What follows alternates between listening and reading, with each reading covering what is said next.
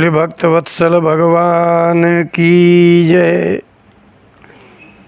कौशलेन्द्र पद कंज मंजुलऊ कोमला वज महेश बंदितऊ। जानकी कर सरोज लालितऊ चिंतकस्य मन भृंग संगिनऊ। वैसे तो इस संसार में यही उपदेश है कि सबके हृदय में भगवान रहते हैं,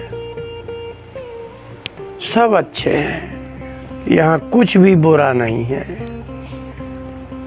किंतु ज्ञान और अज्ञान ये संसार में है, दुष्ट और सज्जन इस संसार में है, विष और अमृत इस संसार में है, भोग और संयम इस संसार में है। तो एक गुण है तो एक अवगुण है।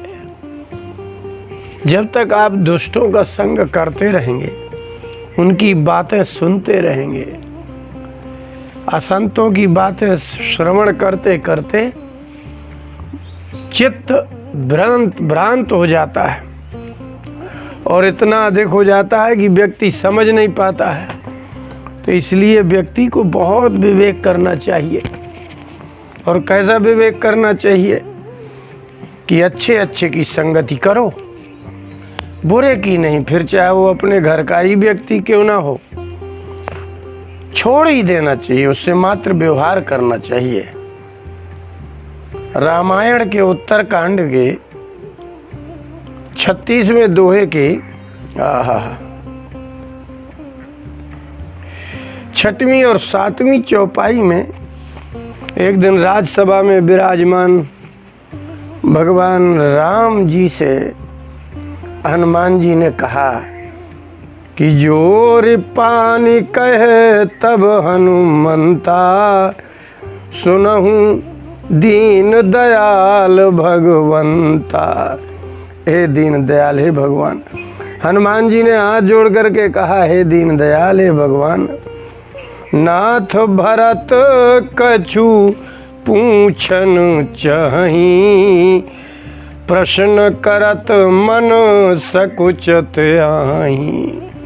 हे नाथ, भरत जी कुछ पूछना चाहते हैं आपसे, लेकिन प्रश्न करत स्वयं से आकर के पूछने में बड़ा संकोच कर रहे हैं।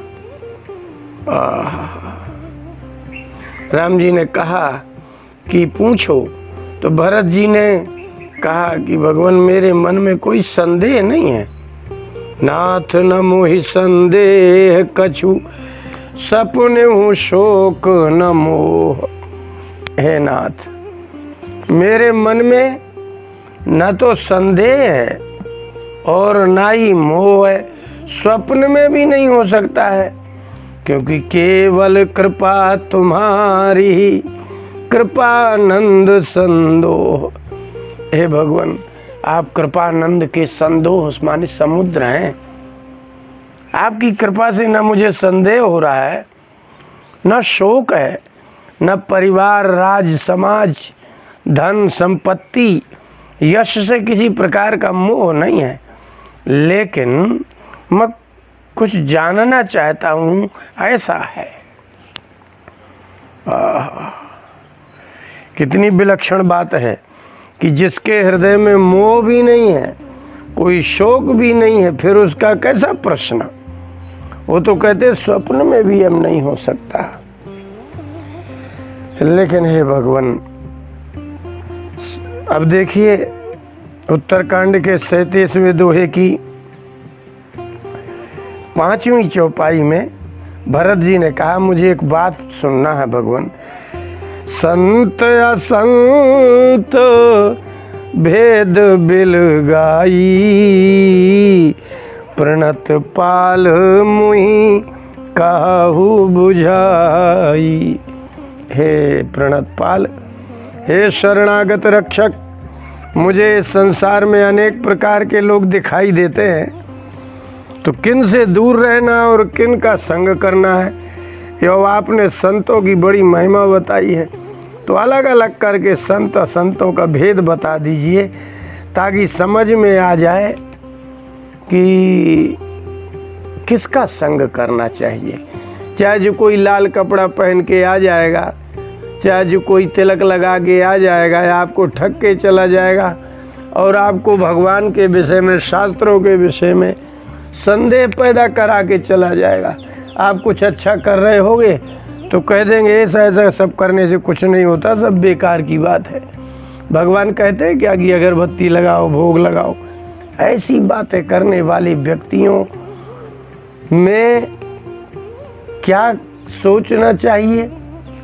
इसलिए हे भगवान, संत संतों के लक्षण बता दीजिए। भगवान ने बहुत बढ़िया उत्तरकांड के 38वें दोहे में संत का लक्षण और 39वें दोहे में असंत का लक्षण बताया है। और इनसे दूर, असंतों से दूर रहना है, संतों का संग करना है। संतों का संग लिखा था ना, प्रथम भगत संतन कर संगा। तो अब कैसे होते हैं संत? तो भगवान ने कहा कि भरत जी, पहले आप हमसे संतों का संक्षेप में लक्षण सुन लीजिए। निंदा स्तुति उभय सम, ममता मम पद कंज, ते सज्जन मम प्राण प्रिय, गुण मंदिर सुख पुंज।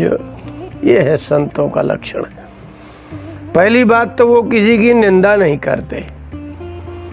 कितना भी उसके साथ बुरा कर जाए कोई, तो बुरा करने वाले की भी बुराई नहीं करते। और यदि कोई बहुत अच्छा कर जाए, उनकी बड़ी सेवा कर जाए, कोई राजा ही हो, धनवान हो, तो स्तुति प्रार्थना, उसकी चाटुकारता, लल्लो चिप्पो नहीं करते रहते। निंदा स्तुति उभय सम, दोनों में समान रहते हैं। और दूसरा गुण है ममता मम पद कंज। कंज माने होता है कमल, और मेरे चरण कमलों में ही उसका ध्यान रहता है, उसमें ममता रहती है, संसार के पदार्थों में नहीं। ऐसे जो सज्जन, ये दो ही गुण मिल जाए तो समझ लेना है आप संत हैं। न किसी की निंदा करते हो और न किसी की स्तुति करते हो। प्रार्थना, लल्लो चप्पो, चाटुकारता। पता चला एक व्यक्ति की प्रशंसा कर रहे हैं तो दूसरे की निंदा। भगवान बोले, ते सज्जन मम प्राण प्रिय, प्राणों से भी अधिक प्यारे हैं वो सज्जन। गुण मंदिर सुख पुंज। और जैसे भगवान के मंदिर में होते हैं, मंदिर माने होता है घर, सारे गुण उनमें होते हैं। कोमल चित्त होता है, काम क्रोध लोभ मोह नहीं होता है, और शांत रहते हैं। उनके पास बैठने से शांति मिलती है। और सुख पुंज, जो कोई उससे मिलता है, कितना भी दुखी हो, उनसे मिलते ही प्रसन्न हो जाता है। ये तो हुए आपके संतों के लक्षण। भगवान ने इसी उत्तरकांड के ठीक आगे 39वें दोहे में बिल्कुल संक्षेप में असंतों के लक्षण बता दिए। तो असंतों का परहेज करना चाहिए, उनसे दूर रहना चाहिए। क्योंकि जो कोई रोगी होता है तो उसको जिससे रोग बढ़ता है, सबसे पहले उसी को खाने के लिए पीने के लिए रोका जाता है। परहेज किन का करना है? दुष्ट कौन है? परद्रोही, परदार रत, पर धन पर अपवाद, ते नर पामर पापमय, देह धरे मनुजाद। जो मनुष्य को खाते हैं उसको मनुजाद कहते हैं। भगवान श्री राम ने भरत जी से कहा कि परद्रोही, अकारण ही किसी का काम बनता है तो वो उनको अकारण ही द्रोह, उनका काम बिगाड़ने में लग जाते हैं। परदार रत, जो दूसरे की स्त्रियों को भोगने में ही लगा है, पर धन दूसरे का ही धन ले रहा है, परिश्रम करता ही नहीं है। पर अपवाद किसी के घर में कुछ बुरा हो जाता है, बस उसी की रात दिन सबसे चर्चा करते हैं। अपवाद माने अपयश। किसी के घर में कुछ बुरा हो जाए, किसी का पुत्र बुरा हो, पति बुरा हो, पत्नी बुरी हो, उनके घर में कुछ हो रहा हो, उसी की चर्चा करते रहते हैं। ते नर पामर पापमय, ऐसे लोग साक्षात पामर, अति नीच और पापमय। ऐसा समझ लेना कि मय जो होता है ना, जैसे कोई कह देता है जलमय, माने अब कुछ है ही नहीं है, पानी ही पानी है। ऐसे वो चलता फिरता साक्षात पाप है।